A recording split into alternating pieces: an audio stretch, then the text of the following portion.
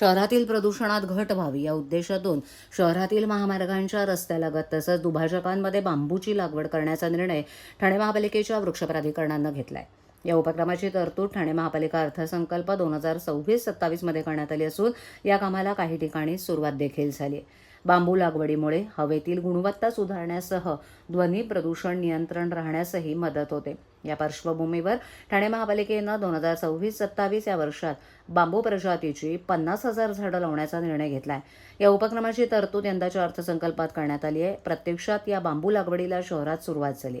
आतकोली येथील घनकचरा व्यवस्थापन प्रकल्प परिसरात बांबू प्रजातीच्या 5,000 झाडांची लागवड करण्यात आली आहे। त्यापाठोपाठ आता ठाणे तसंच घोडबंदर भागातील महामार्गाच्या रस्त्यालगत तसंच दुभाजकांमध्ये बांबूची लागवड केली जाणार असल्याची माहिती आहे। या निर्णयानुसार आनंदनगर ते कोपरी पूल ते माजिवडा रस्त्यालगत तसंच दुभाजक माजिवडा ते गायमुख पर्यंतचा दुभाजक या ठिकाणी बांबूची लागवड करण्यात येणार आहे।